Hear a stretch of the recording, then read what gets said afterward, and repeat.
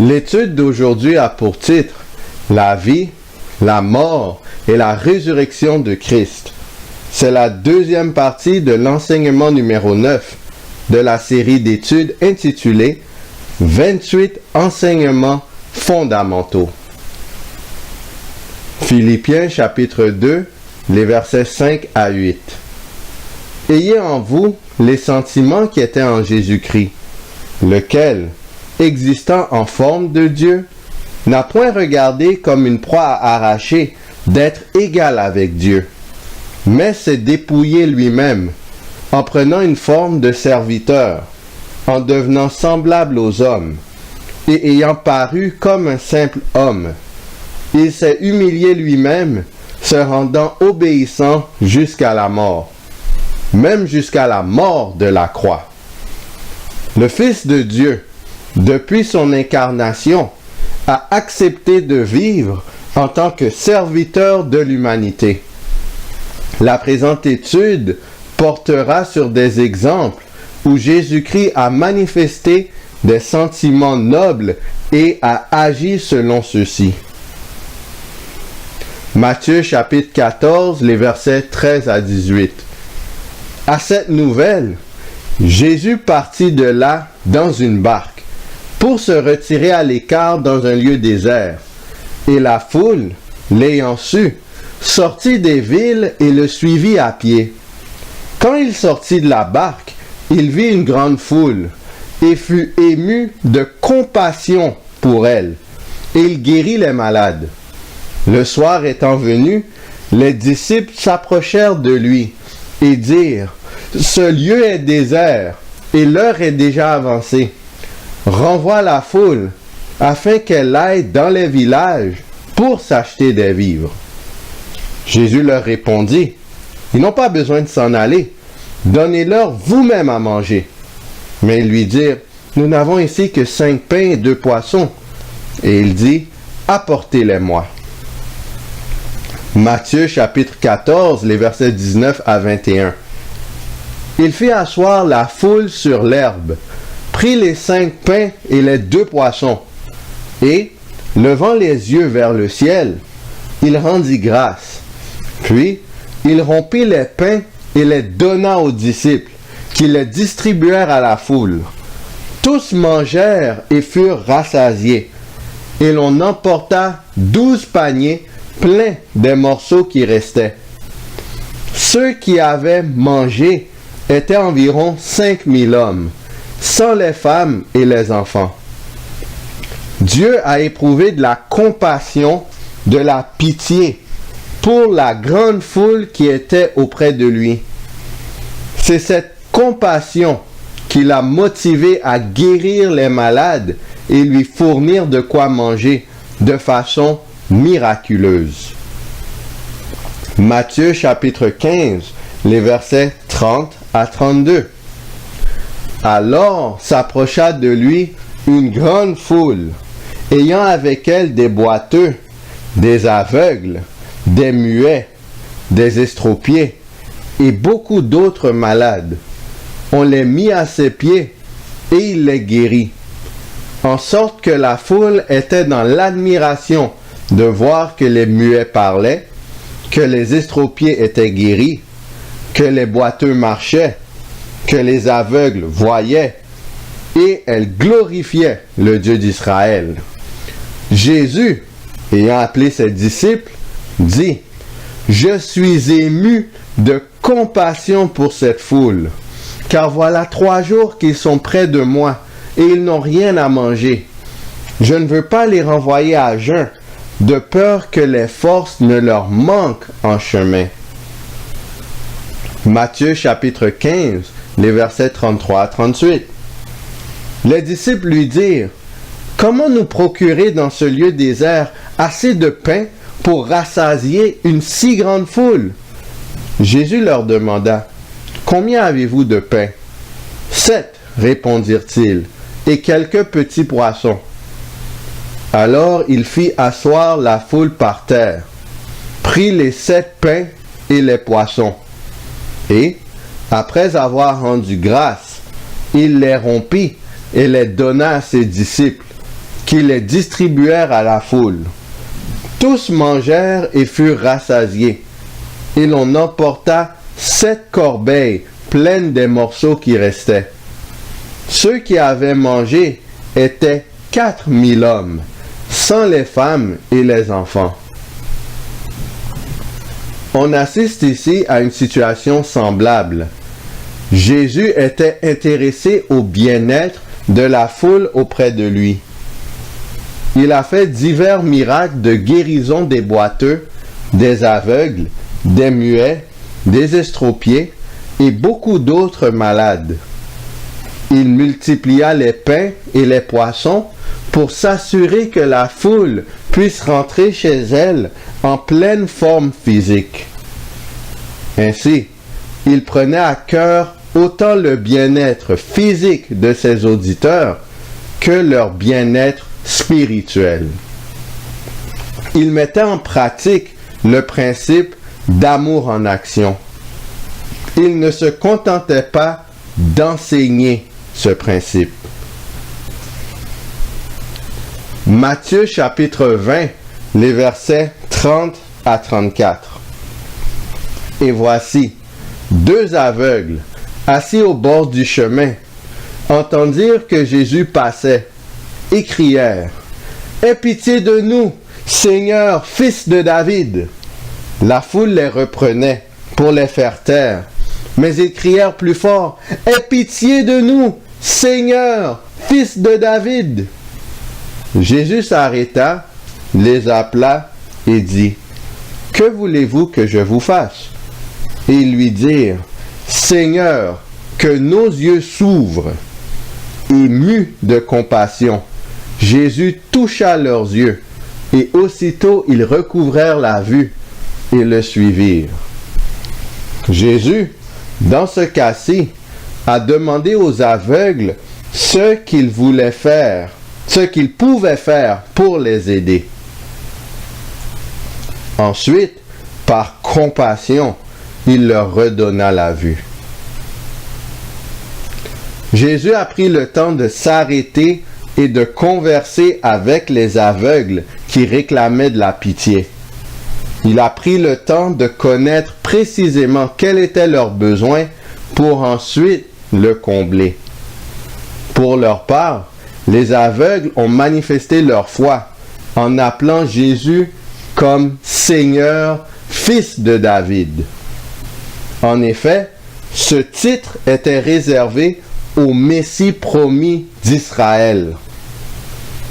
Aussi, ils ont demandé à Jésus de les faire retrouver la vue, sachant que Christ était capable de le faire. Les aveugles avaient ainsi montré leur conviction que Jésus était bien le Fils de Dieu. Jean chapitre 3, le verset 17. Dieu, en effet, n'a pas envoyé son Fils dans le monde pour qu'il juge le monde, mais pour que le monde soit sauvé par lui. Le mot « soit sauvé » provient du terme grec « sozo », qui veut dire « soit sauvé » et « soit guéri ». L'objectif de Jésus durant son ministère terrestre n'était pas d'exercer un jugement ou de prononcer une condamnation sur le monde. C'était de donner le salut, à savoir la guérison physique et spirituelle à l'humanité. Marc chapitre 2, les versets 3 à 5. Des gens vinrent à lui, amenant un paralytique porté par 4 hommes. Comme ils ne pouvaient l'aborder à cause de la foule, ils découvrirent le toit de la maison où il était, et ils descendirent par cette ouverture le lit sur lequel le paralytique était couché. Jésus, voyant leur foi, dit au paralytique, « Mon enfant, tes péchés sont pardonnés. » Dans ce cas-ci, Jésus n'a pas tout de suite donné au paralytique la guérison physique. Il lui a donné un plus grand bienfait, la guérison spirituelle, à savoir le pardon des péchés. Jésus, étant Dieu, pouvait pardonner les péchés. Marc chapitre 2, les versets 6 à 11. Il y avait là quelques scribes qui étaient assis et qui se disaient au-dedans d'eux: comment cet homme parle-t-il ainsi? Il blasphème. Qui peut pardonner les péchés si ce n'est Dieu seul? Jésus, ayant aussitôt connu par son esprit ce qu'ils pensaient au-dedans d'eux, leur dit: pourquoi avez-vous de telles pensées dans vos cœurs? Lequel est le plus aisé de dire au paralytique: tes péchés sont pardonnés, ou de dire: lève-toi, prends ton lit et marche? Or, afin que vous sachiez que le Fils de l'homme a sur la terre le pouvoir de pardonner les péchés, je te l'ordonne, dit-il au paralytique, lève-toi, prends ton lit et va dans ta maison. Marc chapitre 2, le verset 12. Et à l'instant, il se leva, prit son lit et sortit en présence de tout le monde, de sorte qu'ils étaient tous dans l'étonnement et glorifiaient Dieu, disant: nous n'avons jamais rien vu de pareil.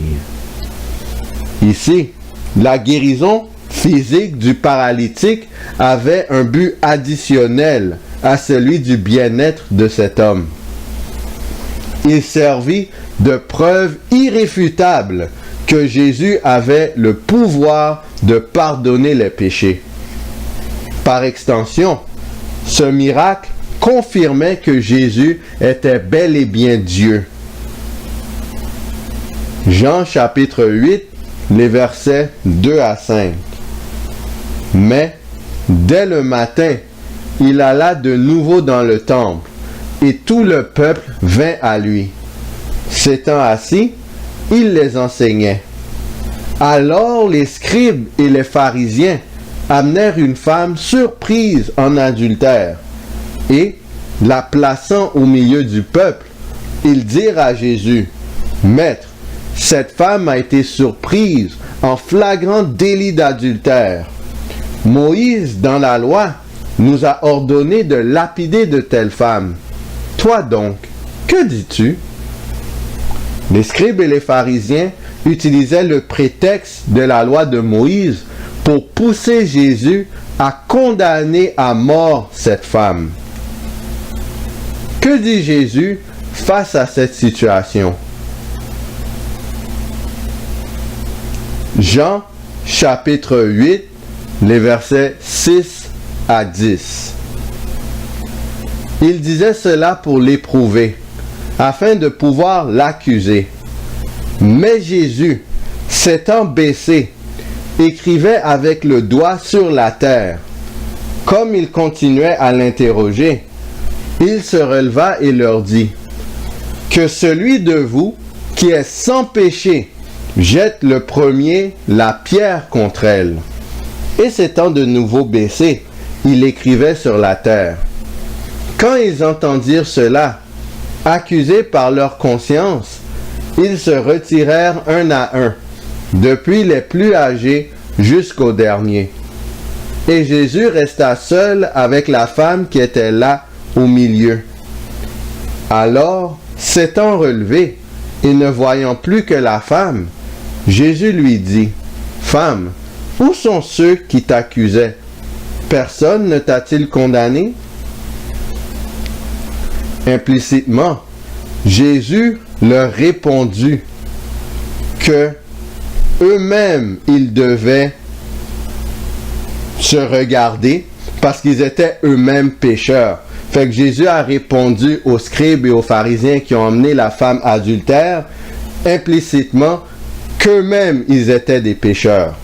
Et étant pécheurs eux-mêmes, ces personnes n'étaient donc pas en mesure de condamner à mort une femme qui avait commis un péché. Les scribes et les pharisiens, accusés par leur propre conscience, quittèrent les lieux suite à la déclaration de Jésus. Cela étant dit, Jésus était lui-même sans péché. Il était donc en mesure de condamner à mort la femme pour le péché qu'elle avait commis. Jean chapitre 8, le verset 11. Elle répondit, « Non, Seigneur. » Et Jésus lui dit, « Je ne te condamne pas non plus. Va et ne pêche plus. » Au lieu de la condamner, Jésus a dit à la femme d'aller et de cesser de pécher. Jésus a pardonné le péché de la femme et l'a exhorté à ne plus commettre de péché. Jésus a apporté le salut, la guérison spirituelle à cette femme. Il a montré de la compassion envers elle. Cela est conforme à la nature de son ministère terrestre. Jésus ne devait pas condamner, mais sauver et guérir les pécheurs. Jean chapitre 5, les versets 5 à 9. Là se trouvait un homme malade depuis 38 ans. Jésus, l'ayant vu coucher, et sachant qu'il était malade depuis longtemps, lui dit, « Veux-tu être guéri ?» Le malade lui répondit, « Seigneur, je n'ai personne pour me jeter dans la piscine quand l'eau est agitée.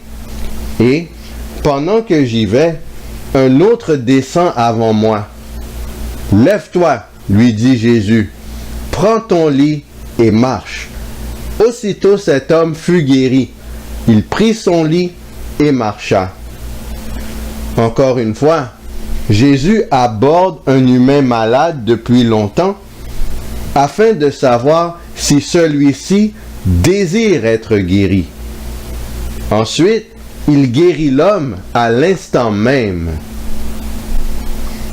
Jean chapitre 5, le verset 14. Depuis, Jésus le trouva dans le temple et lui dit, « Voici, tu as été guéri.